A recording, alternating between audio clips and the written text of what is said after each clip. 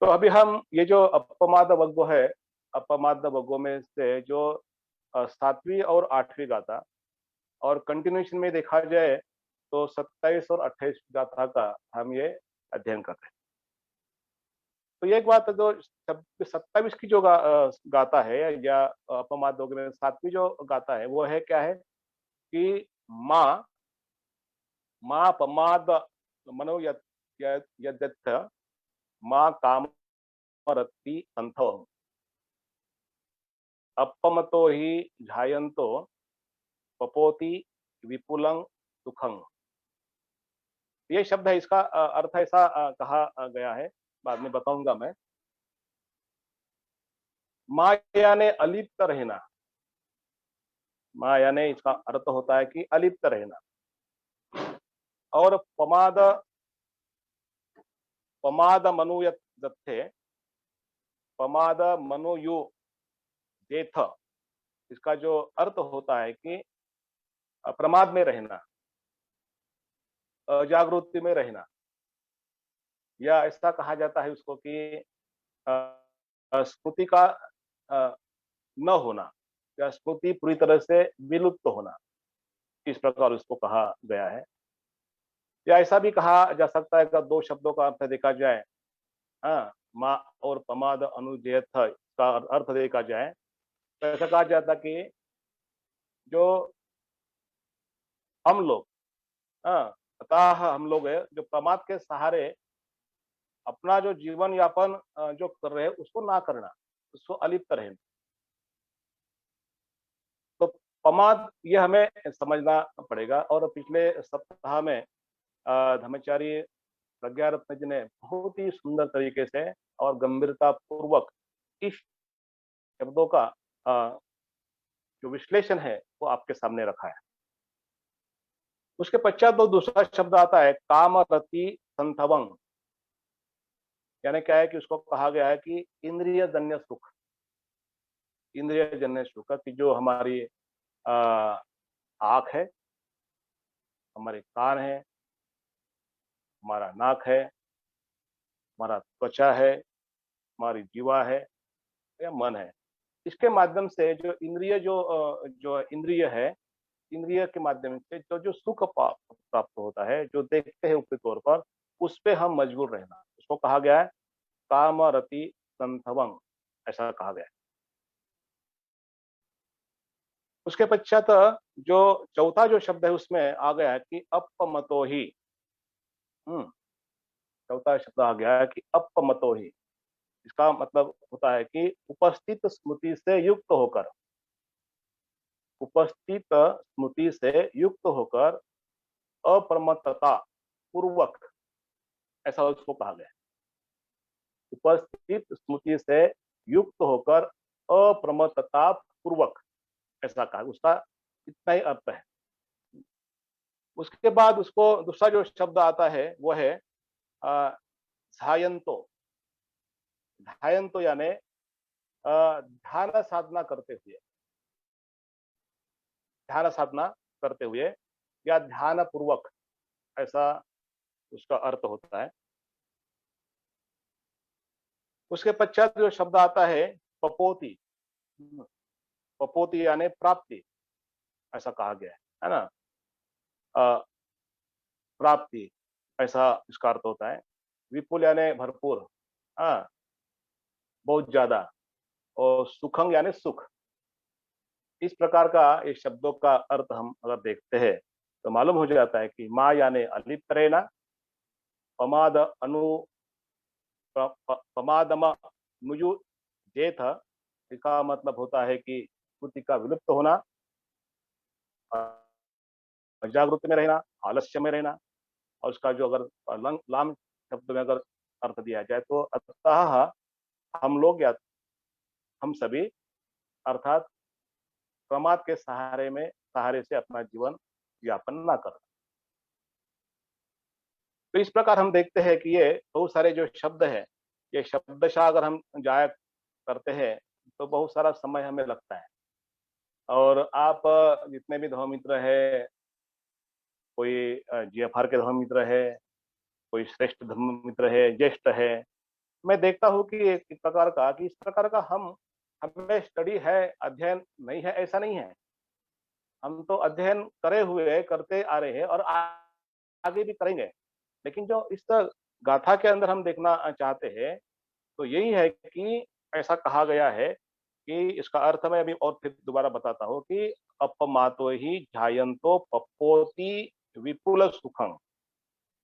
उपस्थित स्मृति से युक्त होकर अप्रमत्तता पूर्वक ध्यान करते हुए साधक विपुल एवं उदार निर्वाण को सुख प्राप्त करता है, ऐसा उसको कहा गया है। और ये जो अगर अप्रमादी अगर हम जीवन जीते हैं, उन समस्त कुशल धर्मों में श्रेष्ठ कहा गया है, श्रेष्ठ कहलाते हैं कुशल धर्मों में। कारण क्योंकि यही कहा गया है कि भगवान बुद्ध का अगर पूरे अगर हम जा देते हैं कि उसका एक शॉर्टकट में पता है कि अपमादेन संपादित, हमारी धर्मचारी दीक्षा होती है तब भी कहा है अपमादेन संपादित। भंत ने एक अति रस एक किताब लिखा है लिविंग विथ अवेयरनेस, अर्थात अपमादेन संपादित। उसका अगर अब हम अध्ययन करते हैं तो हमें मालूम होता है कि अप्रमाद कितना महत्वपूर्ण है, जागृति कितना महत्वपूर्ण है। लेकिन भाइयों और बहनों, कि बहुत बार हमें ऐसा दिखाई देता है कि बहुत बार हम बातें तो करते अप्रमाद की, लेकिन व्यवहार होता है प्रमाद की तरह। और उसमें कभी कभी मैं देखता कि मैं तो स्वयं ही बहुत बार भले आपके सामने बोल रहा हूँ, लेकिन मुझे अब बोलने के लिए या आपके सामने रखने के लिए कोई हिचकिचाहट नहीं है कि बहुत बार मैं भी अजागरूकता से ही बर्ताव करता हूँ। बहुत बार ऐसे गलत गलत जो बातें हैं मेरे से होते हैं, वाणी से होता है, बुद्धि से होता है, सॉरी सर, बुद्धि से बहुत बार नहीं होता है, हाँ ये शारीरिक होती है। लेकिन पर बहुत बार क्या होता है कि उसको एक जब हम करते हैं, मन में आता है तो हम करते हैं, लेकिन उसकी एक प्रचिति, उसको एक हमने कहा तो भी गलत जा रहे हैं, इस प्रकार के एक चेतावनी हमें मिलता है। उसके बाद हम उसको एक दुरुस्त करते हैं, तो इस प्रकार की बातें हमें दिखाई देता है। तो एक बात तो मैं कहता हूँ कि ये सर्वसामान्य लोगों को मालूम भी नहीं होता, ये गलत है।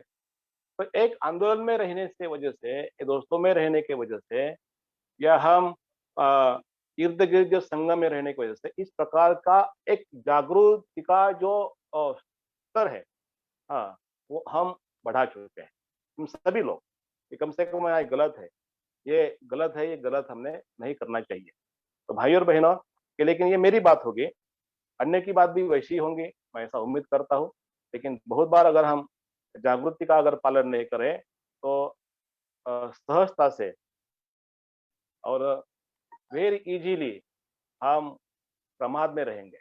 हाँ, हम ऐसे संभ्रमित अवस्था में जाएंगे।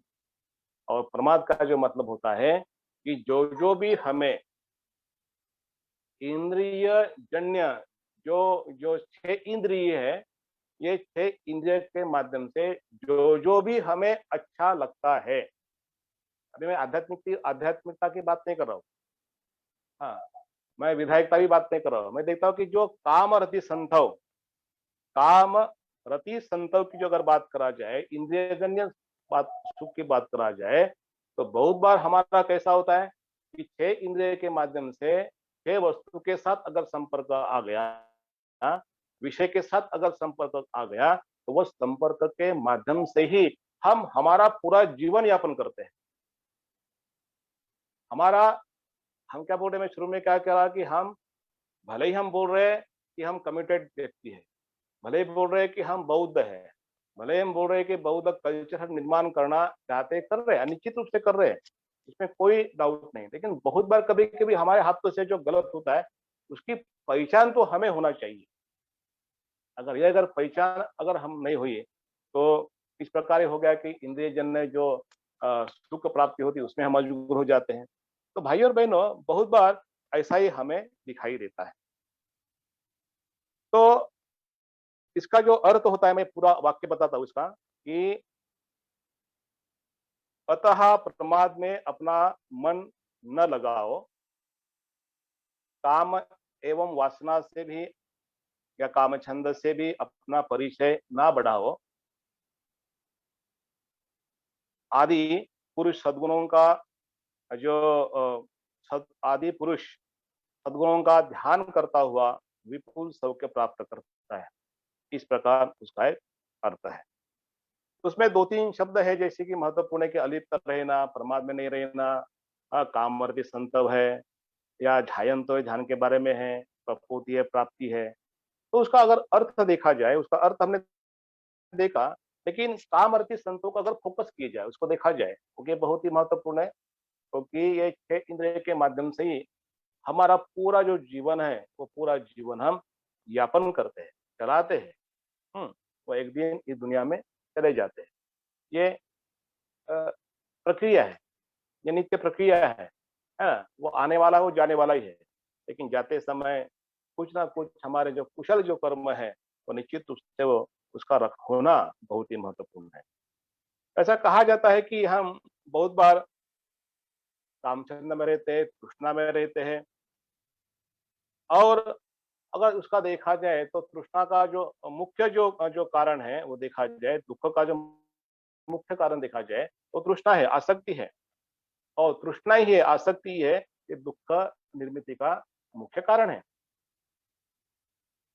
और ऐसा भी कहा जा सकता, ऐसा भी कहा गया है, जब किताब पढ़ रहा था, तो ये उच्च उत्क्रांति को निर्माण करने के लिए समस्या पैदा करता है, अड़चने पैदा करती है। वो हमारा जो मार्ग जो है, मार्ग पर हम मार्ग क्रमण कर रहे हैं, तो मार्ग पर चलने के लिए वो बाधा बन जाती है।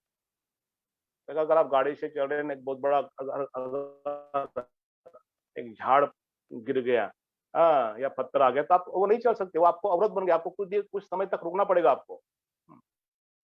तो बहुत बार कभी कभी क्या होता है कि हमारी उच्च उत्क्रांति के लिए हमारा जो एक कनिष्ठ उत्क्रांति, फिलहाल कनिष्ठ उत्क्रांति में है।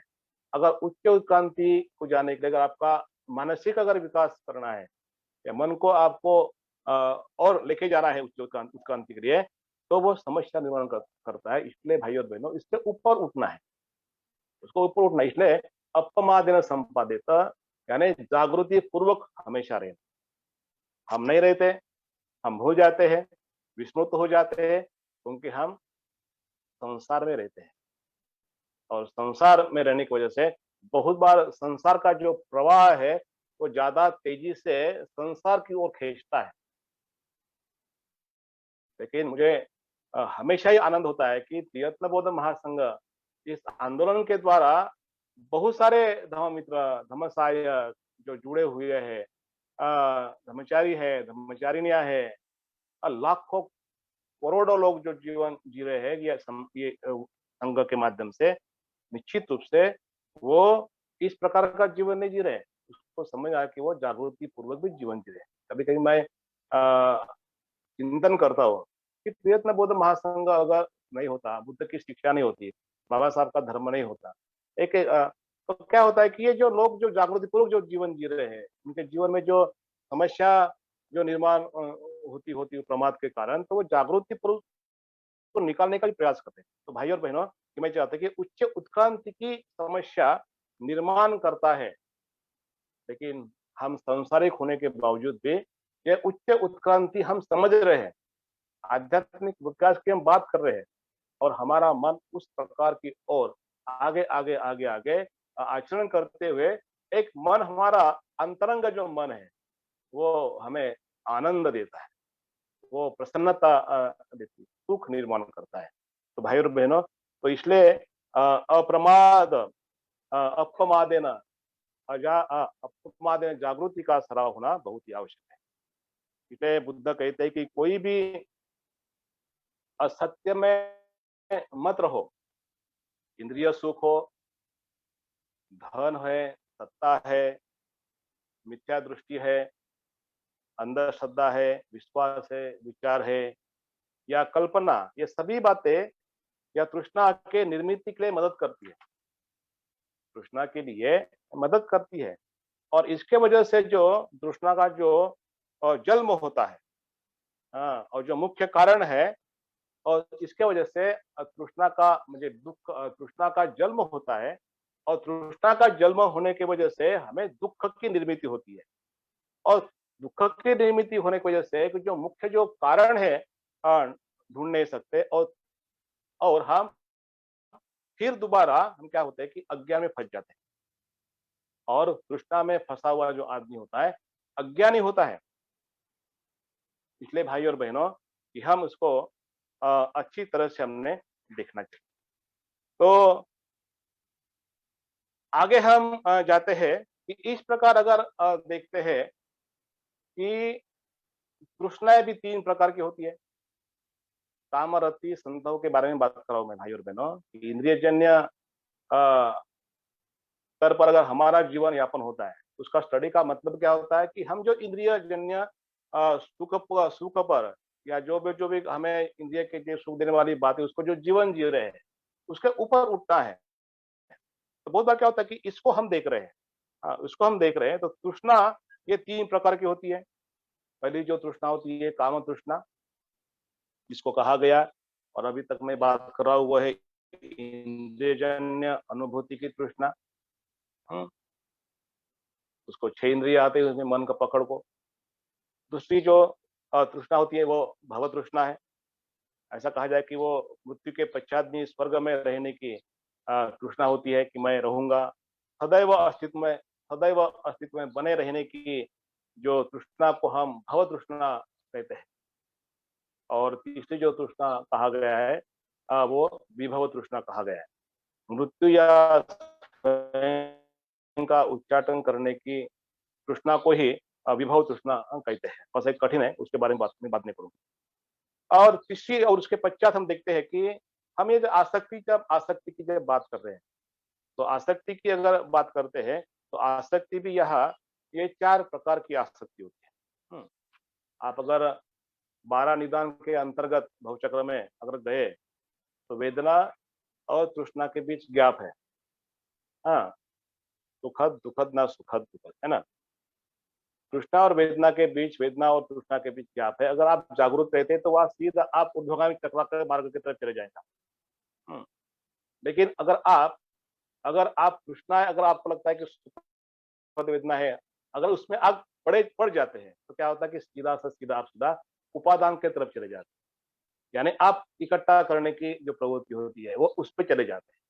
तो इसलिए कहा जाता है कि उसे उपादान के अंतर्गत ये 4 बातें कहा गया है, आसक्ति की 4 बातें, लोभ के 4 प्रकार कहा गया है। हाँ, तो मैं जैसे के वैसे ही बताऊँगा आपको, लेकिन बाद में उसका मैं विश्लेषण भी करते जाऊँगा। तो भाई और बहनों इस प्रकार की अगर तो पहली जो आसक्ति होती है, वो है कि इंद्रियजन्य अनुभव, भौतिक भौतिक भौतिक वस्तुएँ हो उसको हम देखते हैं, जो भी चीज़ें हम इकट्ठा करते हैं। मैं ये निश्चित रूप से स्पष्ट करना चाहता हूँ और श्री रत्न बौद्ध महासंघ के जितने भी धर्माचार्य हैं, जितने भी हमारे सौ के धर्म वो सब कुछ ये स्पष्ट करना चाहते हैं हम लोग माताजी कि भौतिक वस्तुएँ इकट्ठा न करना चाहिए। मैं ये नहीं कह रहा हूँ भाई और बहनों कि हम ऐसे ही दबे हुए कुचले परिस्थिति में रहना चाहिए। हम इस प्रकार का दृष्टिकोण मैं यहाँ स्पष्ट करूँ ऐसा नहीं है।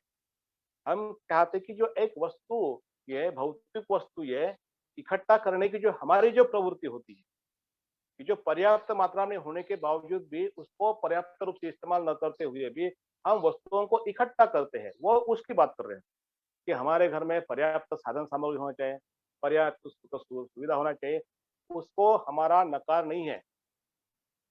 अगर उसको नकार देते तो हम हमारे हम ये वस्तु ये हमारे लिए होती है। तो पर्याप्त मात्रा में जो वस्तु का होना, साधन सामग्री का होना बहुत ही आवश्यकता होती है। क्योंकि बाबा साहब ने सीधी तरह से कहा है कि हम गरीबी का उच्चाटन नहीं कर सकते, उदात्तीकरण नहीं कर सकते।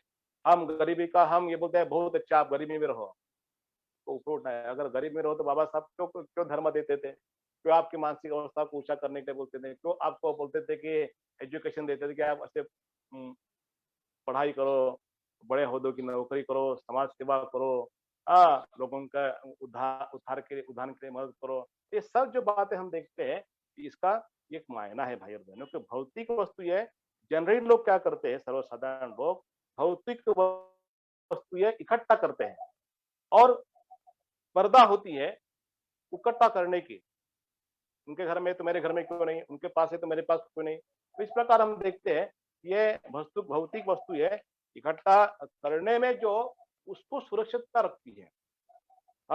या एखादा ऐसा भौतिक वस्तु है, आनंद या स्वामी के अर्थ से हम आसक्ति के बारे में सोचते हैं कि भौतिक वस्तु हम इकट्ठा करने के पश्चात हमें एक आनंद मिलता है। एक हमें लगता है प्रभुत्व प्राप्त किया मैंने, ये प्राप्त किया मैंने, प्रभुत्व प्राप्त किया। हाँ, निश्चित रूप से आनंद की बात है, लेकिन उसपे फँसना, उसमें लिप्त रहना, उसमें उसमें प्रमाद जैसे अजागृति के जैसे रहना, हो गया अभी मैं अभी बिंदास अभी मस्त आराम से बैठूँ और पूरा दिन मस्त आराम से मैं टीवी देख रहा हूँ। मैं आपके बाजू में आपके कोई काम हो गए, आपके घर के काम हो गए, बीवी के काम हो गए, बच्चे के काम होंगे, आपकी ध्यान साधना होगी, आपका पढ़ाई होंगी, आपके होंगे। लेकिन बहुत बार क्या होता है भाई और बहनों कि हम बहुत बार ये टीवी के खोखे की तरफ देखते हैं, वही न्यूज़ देखते हैं, वही बातें सुनते हैं। इसलिए हमारा जो मन है ना वो हमेशा इस प्रकार भयग्रस्त होता है। हाँ, और हम इकट्ठा करने के और चक्कर में आ जाते हैं। तो बहुत बार मैं देखता हूँ कि बहुत सारे जो लोग हैं कि भौतिक वस्तु ये आनंद या स्वामी के अर्थ से हम आसक्ति के बारे में सोच सकते हैं।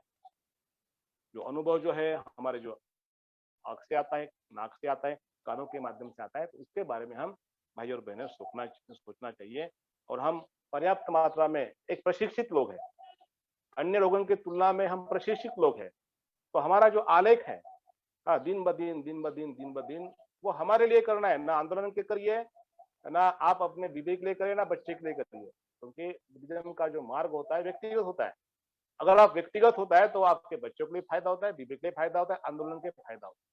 लेकिन आंदोलन के करते हुए अगर अपने लिए नहीं करते हैं, तो निश्चित रूप से वो आंदोलन चाहे हो, चाहे आपका परिवार है, वो बिखर जाएँगे। तो मैं यही चाहता हूँ कि बहुत बार ऐसा होता है कि हम भौतिक वस्तु में आनंद लेते हैं और वही हमें उच्च समझते हैं, श्रेष्ठ समझते हैं। बस मुझे प्राप्त है, मुझे कोई चीज़ की कमी नहीं है। अभी मेरे पास क्या कम है? हाँ, मेरी कोई चीज़ की कमी नहीं है।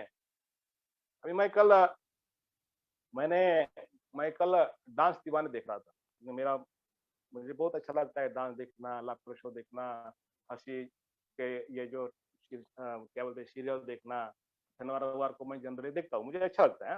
हाँ, आपको भी अच्छा लगेगा ऐसा नहीं है। क्योंकि मैं देख रहा हूँ कि वो एक महिलाएँ कल आई थी और बोल रही थी कि वो एक बहुत ही दुखी दुखी थी वो, बहुत ही दुखी। बोले कि लॉकडाउन के दरमियान लास्ट ईयर, दिस ईयर बोले मैंने बहुत सारे लोगों को पढ़ाया, बहुत सारे लोगों को मैंने क्या क्या कहा कि योगा पढ़ाया, मैंने बहुत सारे लोगों को ट्रेनिंग दी पर्सनैलिटी डेवलपमेंट की ट्रेनिंग दी। लेकिन बोले मैं डिप्रेशन में चली गई। मैं डिप्रेशन में मेरे पास बहुत कुछ है, सब कुछ है, पैसा है, सब कुछ है, लेकिन कोई भी व्यक्ति मेरे घर में आने के लिए मदद करने को तैयार नहीं है। हाँ, मैं डिप्रेशन में चले गए और इस प्रकार वो बता रही थी। तो वो मुझे एक यही कहना है कि वस्तु की जो बात है वो आवश्यक ही है, लेकिन साथ में साथ भाई और बहनों ये आवश्यकता होती है कि जैसे अगर मैंने कहा ना कि दोस्तों की बहुत आवश्यकता होती है। हाँ, एक संगत परिवार की बहुत आवश्यकता होती है, कमिटेड लोगों की बहुत आवश्यकता होती है। संवेदना या आपके पास सहानुभूति देने वाले लोगों की आवश्यकता होती है। लेकिन बहुत बार हम भूल जाते हैं कि जो वस्तु में ही हम लगता है कि मुझे अभी किसी की आवश्यकता नहीं है। ऐसा कभी नहीं होता भाई और बहनों और मेरा विश्वास है कि वस्तुएँ आपको कुछ हद तक समाधान दे सकती है, लेकिन वस्तु भी आपको एक कभी ना कभी दुःख का कारण भी बनते हैं। क्योंकि वो देखिए लाइन करंट जाने दो, आपका फ़ेवरेट शो लगा हुआ है, तो करंट जाने दो, टीवी खराब होने दो। देखो कितने आप गाली देते हैं, कितने परेशान हो जाते हैं, कितने अस्वस्थ हो जाते हैं कितने बुरी तरह से आपका मन अस्वस्थ हो जाता है। हाँ, आप उसमें बैठे हुए रहते हैं और बोलते हैं कि कब लाइट आएँगे, कब लाइट आएँगे। तो भाई और बहनों इसको हम देखना चाहिए कि मैं जागरूक हूँ, मैं प्रमाद में रहना चाहिए, ये होने वाला है। हाँ, लाइट जाएँगी, करंट जाएगा, बिजली जाएँगी, पानी नहीं आएगा, बीबी चिल्लाएँगी, मैं भी चिल्लाऊँगा। एक-दूसरे के साथ होते रहेगा। लेकिन कभी-कभी क्या होता है कि हम उसमें परेशान हो जाते हैं।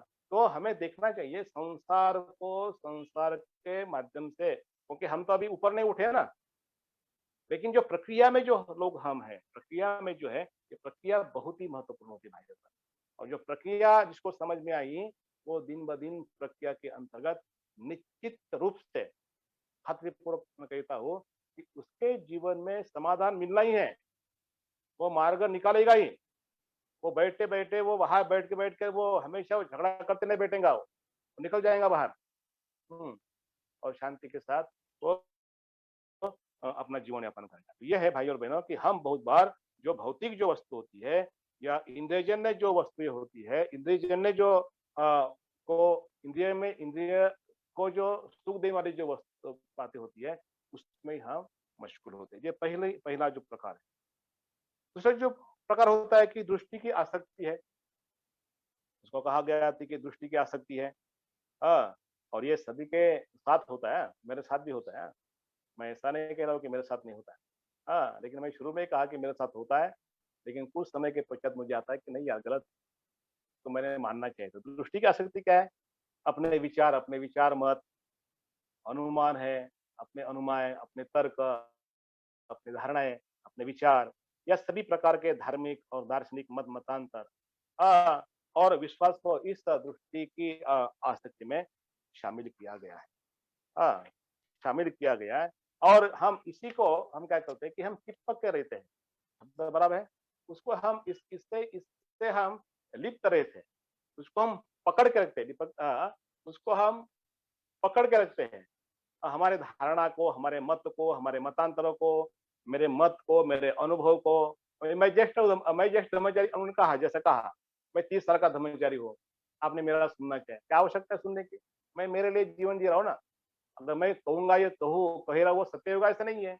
हाँ, बुद्ध स्वयं नहीं कह रहे कि क्या जिन्होंने खोज की इस धर्म की बोले कि मेरा आपने स्वीकार करना चाहिए तो मैं कौन हो सकता हूँ। तो बहुत बार क्या होता है कि हम भले ही बात कर रहे हैं जागृति की, लेकिन हमारा जो व्यवहार जो होता है बहुत बार वो अजागृति पूर्वक ही होता है। प्रमाद से होता है कि हम क्या करते हैं कि उसको नकार देते हैं। नहीं मेरा ही सही है।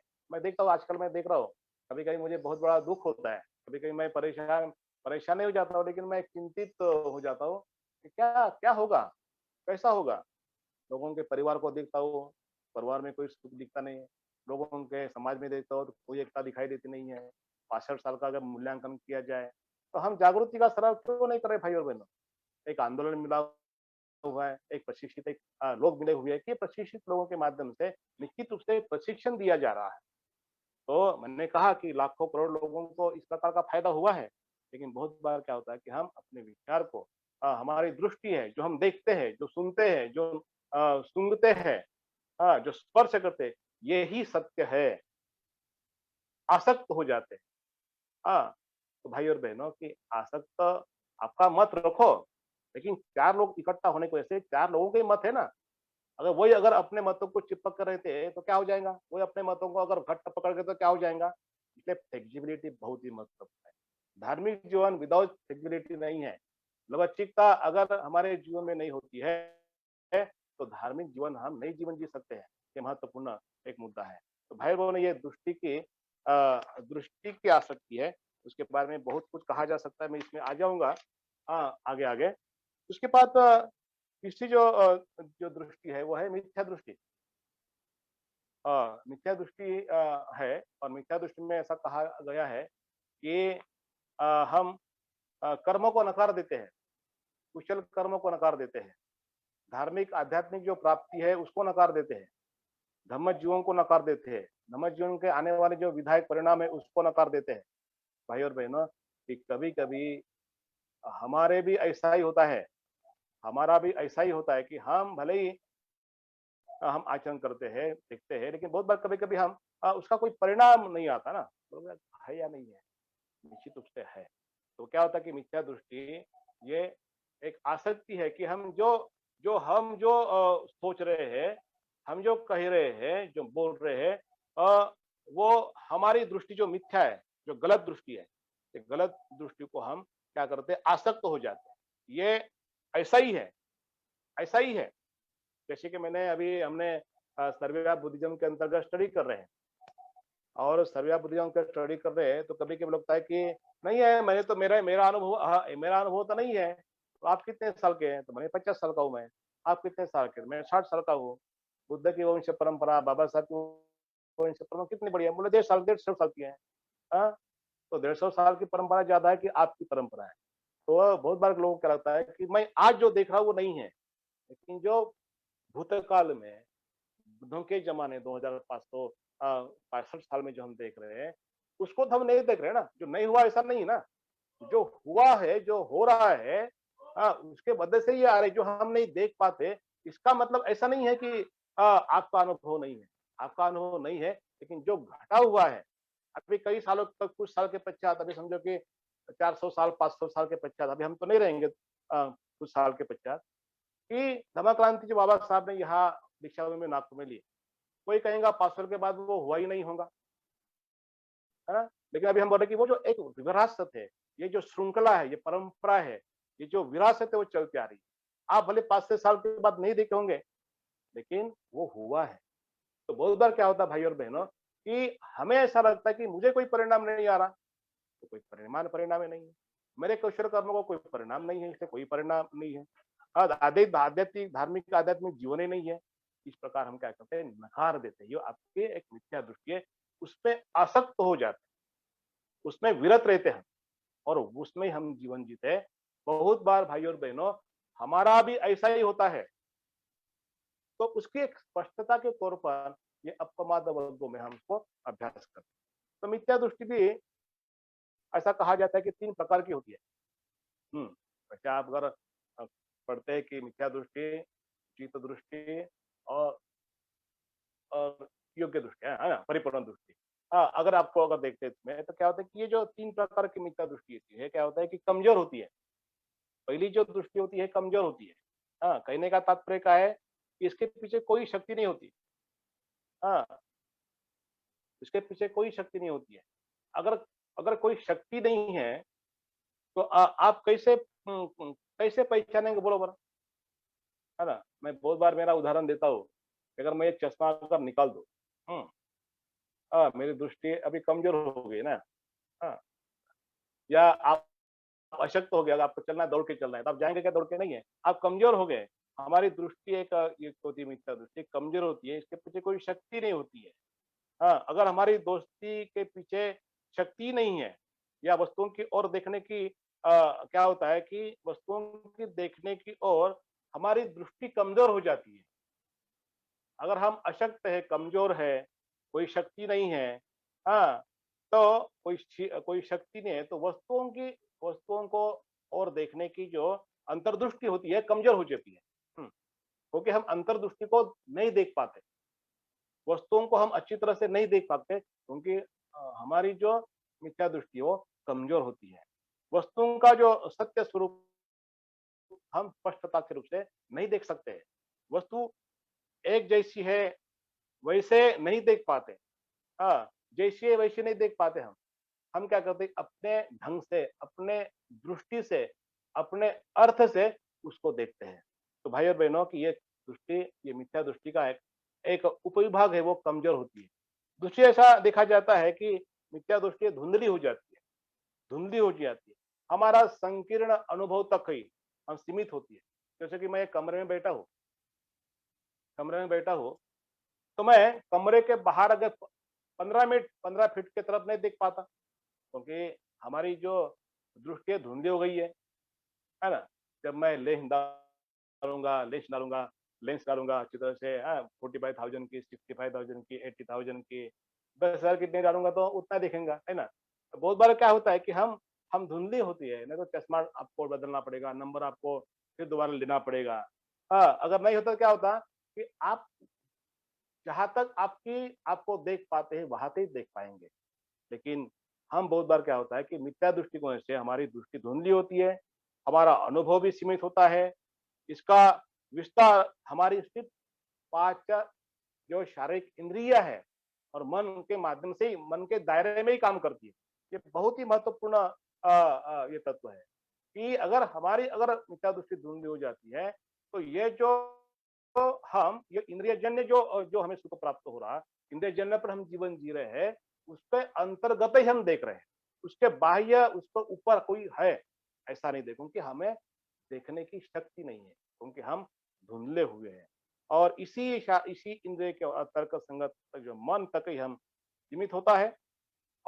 यह जो अनुभव जो अन्य संभावना से बिल्कुल अनजान सर्वसाधारण तर्कों और निष्कर्ष तक ही सीमित रहता है। जैसा कोई आदमी अपने काम, अपना परिवार, अपना विशिष्ट ज्ञान, विशिष्ट संगठन, विशिष्ट समिति, विशिष्ट कार्य क्षेत्र में सीमित हो जाता है।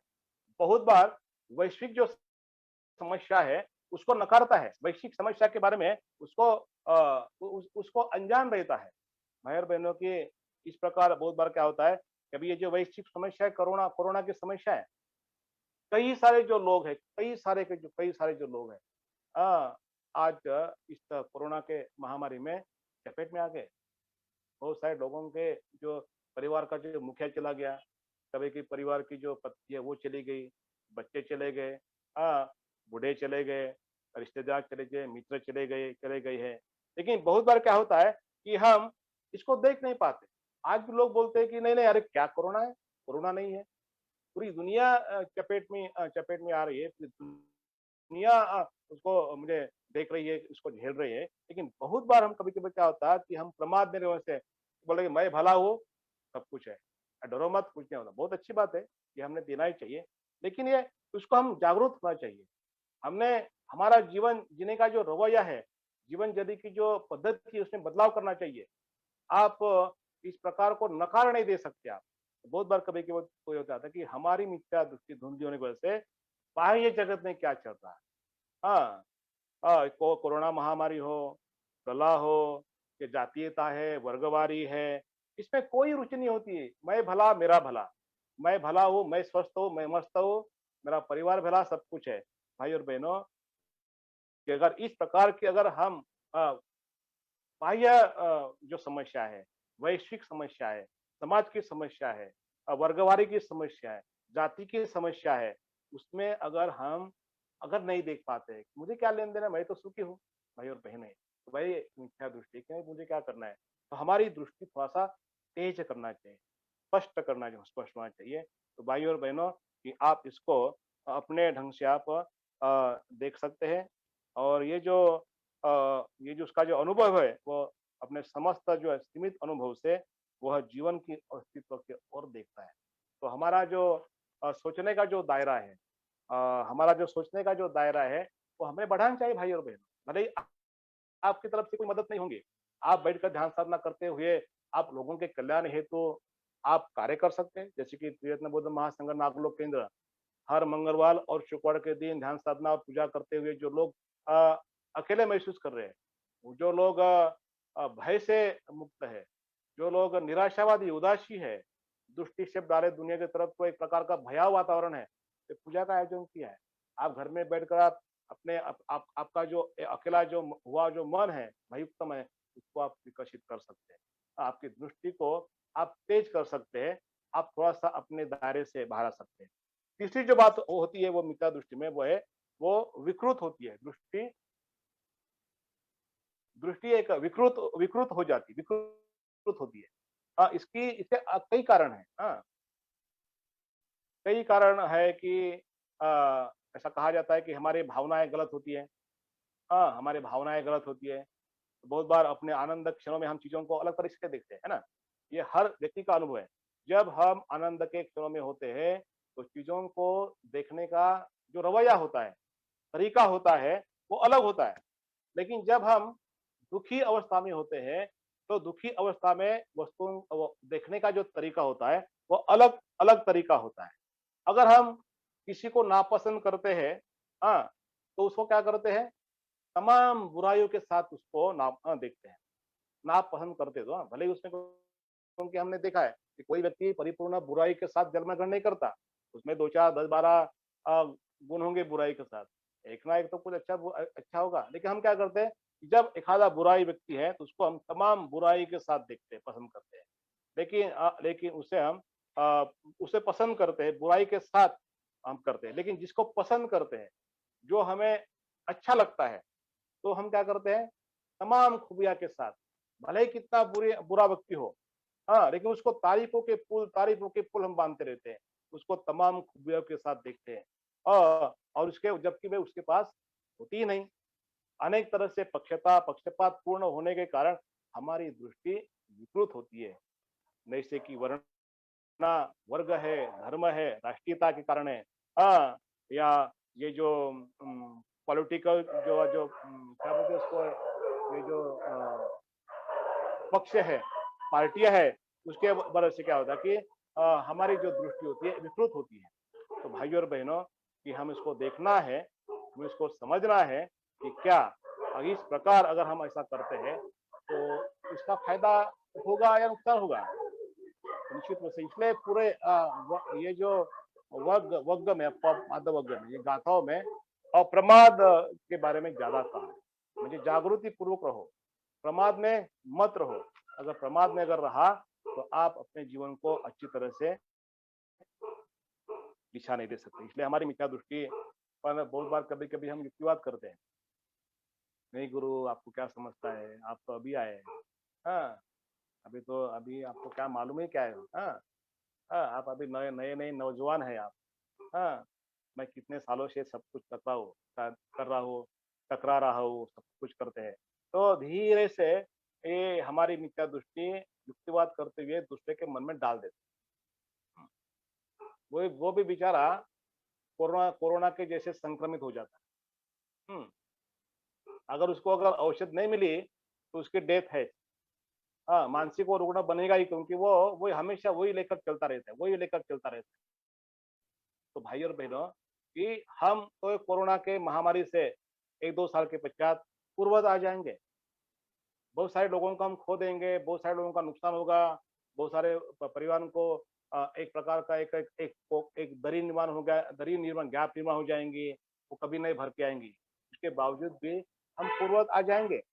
लेकिन जिसका जिसका जिसका अगर जिस जिसका मन ही अगर ग्रस्त हो जाएगा इसका कि ये जो मिथ्या दृष्टि का युक्तिवाद करते हैं उसको डाल देते हैं, विकृत करते हैं, नियोजित ढंग से अगर सैद्धांतिक रूप से प्रस्तुत करते हैं, तो निश्चित रूप से भाई और बहनों ये हमारा ये सब हमारे तथाकथित संस्कृत दर्शन है और हम उससे ग्रस्त हो जाएंगे। हाँ, तो आंदोलन का बहुत बड़ा नुकसान है। आंदोलन को अगर बाजू में रखा दिया है तो हमारा स्वयं का नुकसान हो गया, क्योंकि हमारा अगर स्वयं का अगर नुकसान हो गया तो आंदोलन निर्माण हो सकता। आंदोलन को निर्माण होने के लिए हमें स्वयं को प्रयास करना पड़ेगा भाई और बहनों। इसलिए बुद्ध हमेशा ही यहाँ हम कहते हैं कि बुद्ध कहते हैं हमें बुद्ध को देखने की थोड़ी सी भी अगर हम चल पड़े, बुद्ध को देखने के अगर हम थोड़ा सा भी एक्शन अगर किया, उसको देखने के वास्तव में अगर खड़े हैं, देखने में सक्षम हो गए, तो निश्चित रूप से हमारे पास एक सच्चा दर्शन हो जाएगा, एक सच्चा दर्शन हो जाएगा। और इसीलिए भाई और बहनों के मिथ्या दृष्टि के ये तीन जो बात होती है, ये एक कमजोर होती है, एक धुंधली होती है और एक होती विकृत होती है। तो ये क्या है कि ये आसक्ति के प्रकार है। हम अपने इस प्रकार के माध्यम से आसक्त हो जाते हैं, यानी वही आसक्ति दूसरे लोगों को डालते हैं। तो यहाँ बुद्ध बोलते हैं कि आप जागृति का पालन करो, आप जागृति का पालन करो, ऐसे दोस्त ढूंढिए, ऐसा परिवार ढूंढिए, ऐसा संघ ढूंढिए, ऐसा आंदोलन ढूंढिए, ऐसा आदर्श ढूंढिए, ताकि आप इससे ऊपर उठ सकते हैं। तो उसके बाद और एक दृष्टि आती है, वह अंतर्ग्रह दृष्टि आती है। वह है कि बहुत बार ये सिरे का दृष्टिकोण होता है, सिरे का दृष्टिकोण। दुनिया शाश्वत है, आत्मा शाश्वत है, दुनिया का अंत होने वाला है, स्व का अंत होने वाला है, इस प्रकार के दृष्टिकोण, मैं जीवित रहने वाला हूँ, इस प्रकार का बहुत बार हम दो सिरे में ही बात करते हैं। मैं खाऊंगा तो तुझसे खाऊंगा, नहीं तो भूखा रहूंगा। मुझे रोटी चाहिए, चावल नहीं चाहिए। मुझे चटनी चाहिए, बैंगन चाहिए, नहीं तो नहीं चाहिए। मुझे मिर्ची चाहिए तभी मुझे अच्छा खाना लगता है, नहीं तो नहीं होता।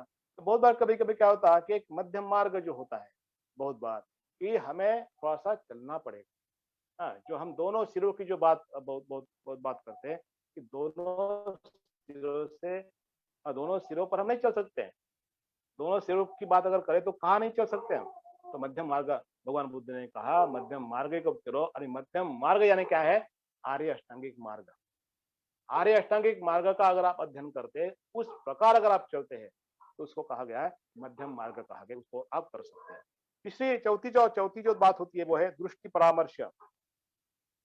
हाँ, दृष्टि जो परामर्श है, दृष्टि परामर्श है। हम जैसे कि हम क्या होते हैं कि हम आसक्त होते हैं। हम क्या बोलते हैं उसके कि उसको क्या बोलते हैं कि अ, ओ, हम स्वयं के प्रति आसक्त हो, स्वयं के प्रति नहीं, जो भी कुछ हम जो निर्माण करते हैं उसके प्रति आसक्त। जैसे कि जिस प्रकार कोई जैसे कि कोई जिस प्रकार का जीवन जी रहा है उसके प्रति आसक्त होना, यही महत्वपूर्ण है। हाँ, अ, या मैं ही नंबर वन से मैं धम्म का कंप्लीट आचरण कर रहा हूँ, यही श्रेष्ठ है। उसको अगर विरोधाभास होता है तो उसको विरोध करना है। तो ये इस प्रकार का बात होता है कि इसको ऐसा कहा गया है, थोड़ा सा मैं स्पष्ट करता हूँ कि बहुत बार क्या होता है कि मेरे दृष्टि को, मेरे मत को मैं मैं जकड़ा हुआ होता। मेरी कल्पनाएं, मेरे विचार, मेरी आचरण पद्धति, मेरी मेरी बोलने की पद्धति, रखने की पद्धति, अ, अन्य के तुलना में मैं सत्ता स्वयं को श्रेष्ठ समझता हूँ। लेकिन साथ में साथ बुद्ध ने क्या बोला कि हर व्यक्ति अलग अलग है। हर व्यक्ति को अपना अनुभव कथन करना नहीं आएगा, हर व्यक्ति को रखना नहीं आएगा। हाँ, लेकिन कभी क्या होता है कि जो मैं जो कहता हूँ वही श्रेष्ठ है, अन्य जो कहते हैं वो श्रेष्ठ नहीं। तो अपने मत को, अपनी धारणाएं को, अपनी कल्पनाओं को, अपनी तर्क को, अपने समझाने को हम क्या बोलते हैं कि श्रेष्ठ समझते हैं। ये बड़ी बड़ी आसक्ति है बरगा, ये बहुत बड़ी आसक्ति आप देखिए, ये होता ही है। हाँ, ये होता है। अगर आप जागरूक नहीं रहे ना, कभी कभी मुझे बहुत बड़ा हंसी आती है मेरे पर। मैं भी कभी कभी इसका शिकार होता हूँ। हाँ, और मैं जब गाड़ी चलाता हूँ तो मुझे हंसी आता है, कितना मूर्ख की तरह बात कर रहे हो सर, ये गलत है, आप उसमें सुधार करो। अन्य लोगों में और आप में भी क्या फर्क है? वो भी, आप भी वही कर रहे हैं, दूसरे लोग भी वही कर रहे हैं। तो कभी कभी क्या होता है कि अपने को री होती है, लज्जा होती है कि अपने बर्ताव से एक प्रकार का री होता है। क्यों होता है कि जागरूक होने से। अजागरूक अगर होता तो ये मुझे मालूम नहीं होता। तो बहुत बार भाई और बहनों की हम दृष्टि परामर्श के अंतर्गत हम क्या होते कि अगर कोई अपने मत से अगर स्पष्ट नहीं होता, मैं बहुत बार कभी कभी अनुभव ऐसा करता हूँ, मैं यहाँ की बात नहीं कर रहा हूँ, नागलोक की बात नहीं कर रहा हूँ, मैं आंदोलन की बात नहीं कर रहा हूँ, जब मैं तेरा अनुभव जो मैंने पुणे में रहा, मुंबई में रहा, लातूर मरघा में रहा, हैदराबाद में रहा, हाँ, मैं देखता हूँ कि अन्य अन्य संगठनों के साथ, अन्य अन्य दलों के साथ, अन्य अन्य जो संगठन है उसके साथ काम किया। बहुत सारे लोगों के घरों घरों में जाकर काम किए हम लोगों ने किए। एक बात होता है कि ये अगर उसके मतों से अगर अगर सहमत नहीं होते तो वाद होता है, विवाद होता है। हम्म, विवाद होता है और बोलते हैं कि ये मेरा दृष्टिकोण, यही मेरा दृष्टिकोण क्या हो गया, सर्वश्रेष्ठ है। मैं कहता हूँ वही सही है, वही सही है। आप जो कहते हैं उसको मैं नहीं मानता हूँ। हाँ, ये देखिए कितना मुझे सिरे का दृष्टिकोण है, दृष्टि परामर्श है भगवान बुद्ध ने, क्योंकि हर व्यक्ति, जब हम आंदोलन बोलकर काम करते हैं, समाज बोलकर काम करते हैं, संगठन बोलकर काम करते हैं, तो हर व्यक्ति का जो अपना जो मत होता है, अपना जो अनुभव होता है, वो अनुभव शेयर करके हम काम करते हैं। अगर अगर ऐसा होता तो ऐसा होता है तो समाज निर्माण होगा क्या? अच्छा, समाज निर्माण नहीं हो सकता, संगठन निर्माण हो सकता, आंदोलन निर्माण नहीं हो सकता। भाइयों बहनों, इसलिए त्रिरत्न बौद्ध महासंघ ये आंदोलन है, एक विशिष्ट प्रकार, निश्चित रूप से कभी कभी समय होता है, लगता है, हाँ, चर्चा में समय होता है, लेकिन एक साथ आकर चर्चा करना, हाँ, एक साथ चर्चा करना, एक साथ निर्णय लेना, ये बहुत बड़ी आवश्यकता होती है। वाद नहीं होता। हाँ, बहुत बार लेकिन क्या होता है कि हम इसको अच्छी तरह से नहीं देख सकते, बोलते कि मैं सही हूँ, मैं श्रेष्ठ हूँ, मैं यहाँ का निर्माता हूँ। हाँ, मैं मानता ये मेरे मत से ही आप सहयोग देते नहीं तो मैं छोड़ के चले जाता हूँ। ऐसा है, छोड़ने के लिए हम आए क्या? हाँ, फिर दोबारा हमारे दृष्टि को पक्का कर रहे हैं, छोड़ के जाते हैं। 2 दिन नहीं आते, 3 दिन नहीं आते, 4 दिन नहीं आते, फिर दोबारा आते हैं। हाँ, फिर वही चर्चा। तो भाई और बहनों ये तोड़ते रहना चाहिए।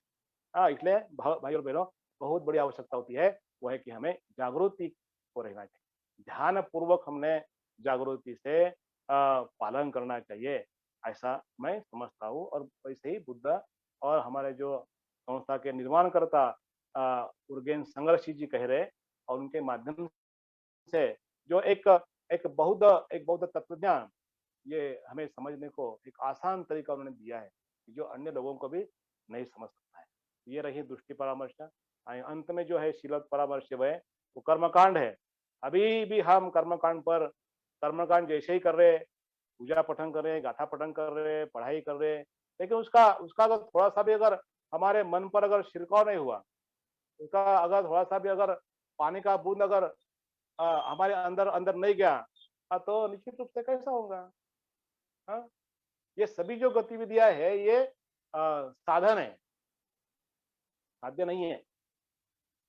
हम्म साध्य यही है कि जागृति पूर्वक अगर हमारा मन बनता है तो वो जागृति ये अपमादन संपत्ति हमारे साध्य है, ये साधन है। और ये साधन के माध्यम से हम हमारा जो जागृति का जो मन है वो ऊंचा उठा रहे हैं। लेकिन बहुत बार क्या होता है कि अगर हम जागरूक नहीं रहे तो हम भी एक दिन क्या हो जाता है, ये कर्मकांड, नैतिकता, शील, पूजा, बहुत अच्छी तरह से गाथा का पठन करना, एक केवल मात्र एक शीलवत परामर्श कर्मकांड बनेगा, कर्मकांड बनेगा। लेकिन अगर जागरूक रहे तो यही जो साधन है, ये साधन आपको जागृति का एक द्योतक बनेगा। तो भाई और बहनों, यही मैं कहना चाहता हूँ। और ये है दृष्टि है, दृष्टि की आसक्ति है ना। उसके बाद वो जो लास्ट में जो उपादान के अंतर्गत जो भाग आता है वो है न बदलने वाली आत्मा पर विश्वास। हाँ, इस प्रकार की जो बात यहाँ कही है, तो हम बहुत बार क्या होता है कि हम हम ऐसे ठोस ये न बदलने वाली आत्मा जैसे बात करते हैं, लेकिन हमेशा बुद्धिज्म का सिद्धांत ये है कि ये बदलने वाली दुनिया है। हाँ, ये निरंतर चलती वाली प्रक्रिया है। तो भाई और बहनों, आप इसको देख सकते हैं। तो ये जो 27 का गाथा के अंतर्गत और 28 का गाथा के अंतर्गत मैंने आपको ये कहा है। लेकिन मैं 28 की जो गाथा है उसका मैं थोड़ा सा विश्लेषण करूंगा, थोड़ा सा, ज्यादा नहीं, समय को ध्यान में रखते हुए समय होते आ रहा है। तो ये जो बात है ऑलरेडी मैंने उसका विश्लेषण इस गाथा इसमें मेरे स्पष्टीकरण में किया है, लेकिन गाथा में बता रहा हूँ। 28 जो गाथा है वो है पमादं अपमादेन यदा नुदत्ति पंडितो पय्या पासाद मारुह्य अशोक शोकिनं पजं पजं पब्बतट्टो च भुम्मट्टो धीरो बाले अवैखत्ति। तो पमाद यानी अजागृति, आलसी व्यक्ति, यदा यानी जब, नुदति यानी क्या आती है, बाजू में रखना, नष्ट करना, और जागृति को बाहर निकाल देना, है ना। वो जो भी कुछ अजागृति होती है वो समय न लगाते, उसको कंप्लीटली अंदर नहीं आने देना, उसको नष्ट कर देना। हाँ, सावधानी के साथ, ऐसा कहा जाता है। पय्या पासाद मारू यानी प्रज्ञा का शिखर। हाँ, उसको कहा गया तीन प्रज्ञा। हाँ, के अंतर्गत आप प्रज्ञा का शिखर निर्माण कर सकते हैं। जैसे कि प्रज्ञा रत्न जी ऑलरेडी ने अभी वो शुरुआत ध्यान साधना के पश्चात, गाथा पठन के पश्चात उन्होंने इसका विश्लेषण किया है। आरुह्या, आरुह्या म्हणजे आरुह्या यानी क्या होता है, मार्गस्थ होना, ऊपर या शिखर की ओर। अशोको यानी शोक रहित, शोकिनी यानी दुख व्यक्त करना, शोक शल्य से पीड़ित प्राणियों को युद्ध और उत्पन्न अपने दिव्य चक्षु से देखता है। पजंग यानी लोक, हम सब लोग। पब्ब तटो एवं पर्वत पर चढ़ा हुआ आदमी, शिखर पर चढ़ा हुआ आदमी। भूमट्टो, भूमटट्ठो यानी जो लोग जमीन पर है, इस प्रकार। बाले यानी अज्ञानी लोग, अज्ञानी लोगों के बारे में कहा गया है। आध्यात्मिक अजागरूकता, बाहरी कर्मकांड, पूजा पाठ, इसको इसको इस दृष्टि को देखना। आ, इस प्रकार अवय खत्ती यानी निरीक्षण करता है, निरीक्षण करना है। और इसका जो मीनिंग है जो हिंदी में, वो है कि जब पंडित अप्रमाद से प्रमाद को दूर कर देता है, तब प्रज्ञा के प्रासाद पर चढ़कर वित्तशोक होकर शोकामग्न प्रजा को इस तरह को देखता है, जैसे पर्वत पर बैठा हुआ कोई धैर्यवान पुरुष भूमि पर खड़े हुए साधारण जनों को मूर्खों को देखता है, इस प्रकार। तो भाई और बहनों की हम अगर ये मूर्खतापूर्ण दुनिया से अगर दूर जाना है, अज्ञान से अगर ऊपर जाना है, तो हमें निश्चित रूप से जो शिखर की ओर हमें चढ़ना है, और शिखर की ओर चढ़ने के लिए पिछले कई सालों से हम सब मिलकर अपने अपने अनुसार, अपने अपने क्षमता के अनुसार हम चल रहे हैं, भाई और बहनों। तो भाई और बहनों, मैं आप लोगों का बहुत शुक्रिया अदा करता हूँ कि आप लोग सुन रहे हैं शांति से। आप सभी लोगों के माइक म्यूट होने की वजह से निश्चित रूप से मैं ये कहूँगा कि आप शांति से सुन रहे हैं। हाँ, तो निश्चित रूप से आपका मैं धन्यवाद अदा करता हूँ।